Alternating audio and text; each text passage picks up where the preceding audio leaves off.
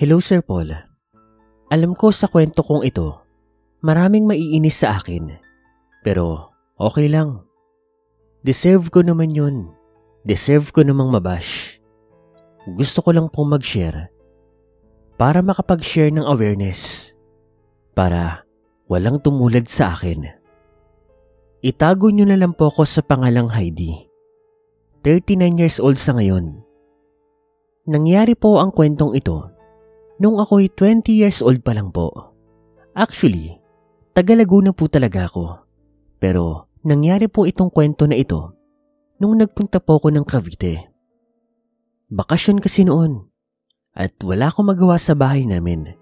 Yung boyfriend ko kasi noon, nagbakasyon din po. Doon naman siya sa probinsya nila sa Leyte.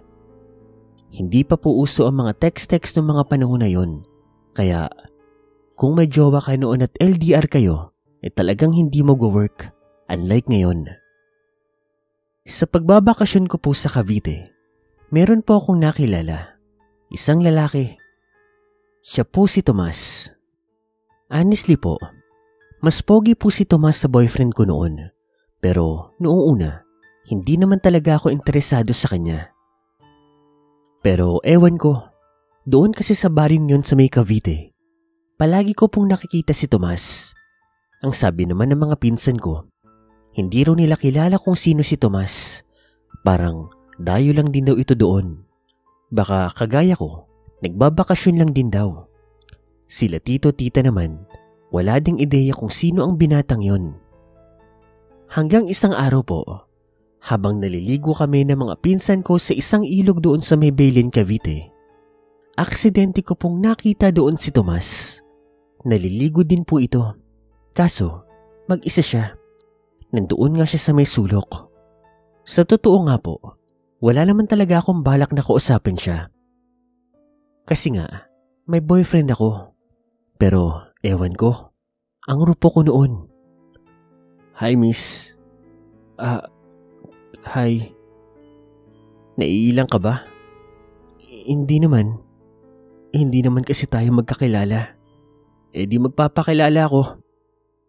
Hi, I'm Thomas. And you're... Heidi. Taga rito ka, no? Hindi. Nagbabakasyon lang ako dito sa mga pinsan ko. See. Akala ko kasi taga rito ka. Since pagdating ko rito, nandito ka na. Ako kasi bago lang dito eh. Taga rito ka? Actually, ngayon oo. Dito na kami nakitira ng pamilya ko. Hindi nga lang doon sa loob ng baryo. Diyan sa may likod. Sa may kagubatan. Bakit naman doon kayo nakitira? Doon nakahanap ng lupa ang tatay ko eh. Doon kami nagtayo ng bahay. Mas mura. Malayo nga lang sa inyo. Pero wala eh. Yun lang ang kaya ng mga magulang ko. Ganun ba? Okay. Bakit parang ilang na ilang at ilag na ilag ka naman sa akin, miss? Hindi naman ako nangangain eh. Hindi naman ako aswang. Aswang ka dyan. Wala namang aswang, no? Uy, meron ah. Baka mamaya nakakausap mo na pala. So, aswang ka? Gusto mo aswangin kita eh. Sira ulo ka. Makaalis na nga. Bakit ba, miss? May magagalit ba? Baka naman magalit yung boyfriend mo. Natigilan po ko sa hindi ko malamang dahilan. Imbis kasi nasabihin kong may boyfriend na ako na layuan ako ni Thomas. Ang sinabi ko, wala namang magagalit. Single kaya ako. Wala akong boyfriend. Yun naman pala eh. Di mag-usap tayo. At doon na po nagsimula ang pinakamalaking pagkakamali ko sa buhay. Nagsimula lang po sa simpleng pag-uusap yon. Hanggang sa lumipas po ang mga araw, may namagitan po sa amin ni Thomas. Ang malala po, hindi pa nagiging kami. Nagpakarat na ako sa kanya. Tama po kayo. Sa sobrang landi ko, nagpadali kaagad ako sa lalaking yon. Easy to get na akong easy to get. Pero ewan ko, iba kasi talaga ang dating nung Thomas po na iyon. Yung datingan po niya kasi, Para po siyang si Daniel Padilla. Tapos ganoon na ganoon din yung style. Bad boy, may bangs. Tapos ang bango-bango tignan. Yung medyo moreno, matangkad. Hindi po macho yung katawan niya. Pero medyo pitit na malaman ng onte. Ganoon na ganoon pa naman yung bet ko. So yun na nga. Nakailang beses pong may nangyari sa amin. And honestly, akala ko meron nang namamagitan sa amin. Yung kagaya po ng nararamdaman ko para sa kanya. Yung pagmamahal po na nararamdaman ko sa boyfriend ko noon, napunta na po kay Thomas. Then after a month, nakaramdam na po ako ng kakaiba sa aking katawan. And as always, kapag nakakaramdam na ako ng ganoon, nagpe-pregnancy test na po ako. At sa unang pagkakataon, sa dami ng lalaking nakaanuhan ko na, first time, 2 guhit, nabuntis po ko ni Thomas. Sa totoo lang po, hindi ako natakot noon. Hindi ako nakaramdam ng kaba kasi akala ko si Thomas na po ang makakasama ko sa habang buhay. Ngunit noong mga time din po na yon, noong hinihintay ko po siyang dumaan doon sa harapan ng bahay po ng mga pinsan ko, ay laking pagtataka ko na lamang nang hindi na po siya dumadaan doon. Kumbaga, para niya akong ginost. Sa mga sandali po na iyon, ay medyo napaparanoid na po ako. Ano ka ko to? Tinikman lang ako? Pinunlaan? Tapos ganoon-ganoon na lang? Wala na? Sinubukan ko po siyang hanapin doon sa loob ng baryo. Pero wala. Hanggang sa naalala ko ang sinabi niya. Doon sa gitna ng kagubatan ng kanilang bahay. Sa sobrang praning ko noon at sa sobrang pagkabaliw ko, halos halugugin ko na po ang kagubatan doon sa may Baylin, Cavite. Hanggang sa nagulat na lang ako nang makakita ng isang bahay doon sa gitna ng kagubatan. Pero iba po ang nakita ko sa ine-expect ko. Akala ko kasi barong-barong o tagpi-tagping bahay ang matatagpuan ko. Ngunit hindi. Maganda. Hindi man kalakihan, pero meron itong 2 palapag na bahay. May bakod po na semento. Tapos, may kalakihan po na kalupaan.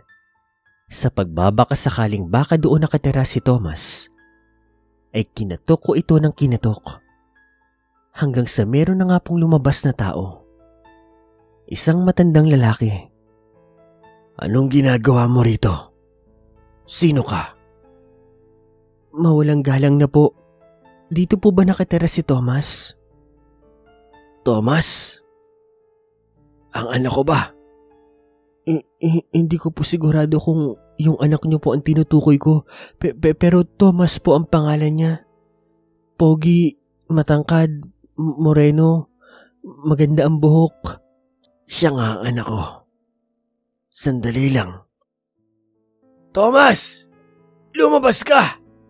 Nagulat ako sa pagsigaw ng matandang lalaki. Ngunit maya-maya, marami pong lumabas doon sa loob ng bahay.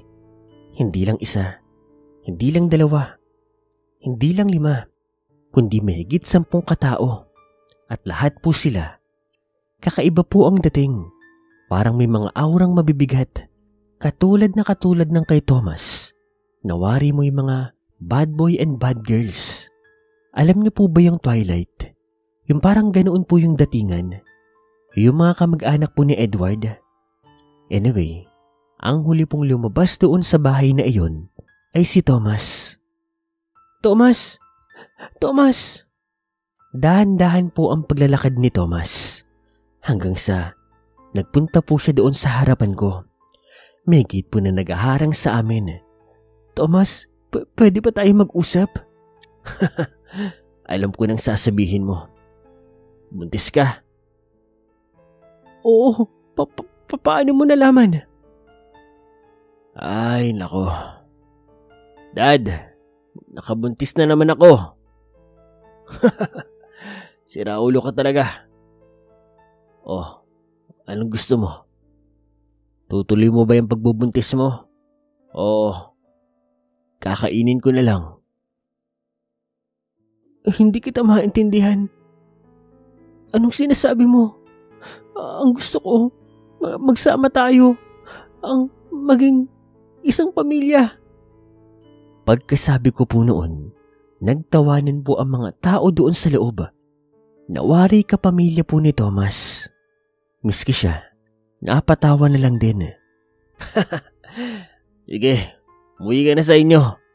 Mamaya, tatanggalin ko na lang yung bata sa tiyan mo para hindi ka na mag-isip ng kung ano-ano. Ay, hindi pa pala bata yan. Dugo pa lang yan. Alis ka na. Pwe. Dinuruan po ko ni Thomas sa mukha. Hindi ko alam kung anong mararamdaman ko noon. Inis, awa sa sarili, panlulumo. Hanggang sa natagpuan ko na lang po ang sarili ko noon na nakauwi na po sa bahay ng mga pinsan ko at nagmumukmuk po doon sa loob ng silid ko na nakahiga sa kama ko. Hindi ko nga namalayan, nakatulog na pala ako ng walang kain-kain. Hanggang sa kinabukasan, pagmulat ko ay nakaramdam ako ng basa sa aking salawal. Pagkapa ko, mainit-init at pagtingin ko, laking pagtataka at gulat ko na lamang nang napakaraming dugo ang nasa aking salawal, sa shorts, maging sa kumot at sa kama. Kasabay po nun, ang pananakit ng aking puson, ang pananakit ng aking ari. Agad-agad, nagpasama ko sa pinsan kong babae sa ospital. At doon, napag-alaman ko na nakunan pala ako. Ang pinakamalala pa pong nangyari sa akin ay nagkaroon daw po ng sugat ng matres ko dahilan ng pagdudugo ko.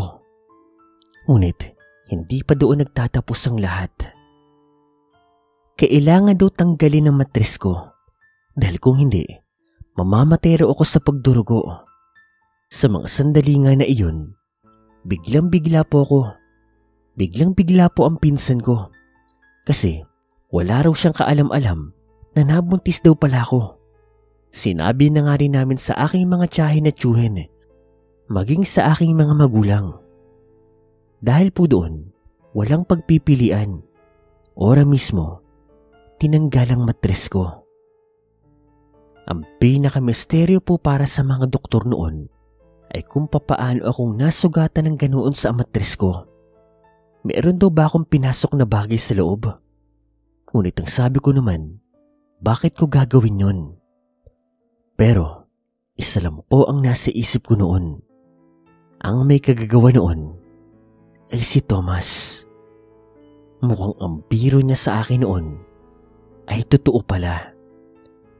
Isa siyang aswang at siya ang pumatay sa anak ko. Siya ang dahilan kung bakit kailanman ay hindi na ako mabubuntis. Ngunit sa kabilang banda, kapag tinitimbang ko ang mga nangyari, kasalanan ko rin naman. Masyado kong marupok, masyado kong malandi. Kung anong nangyayari sa akin ngayon, ay kasalanan ko rin. Sa mga nakikinig na mga babae dyan, sana may natutunan kayo sa karanasan ko.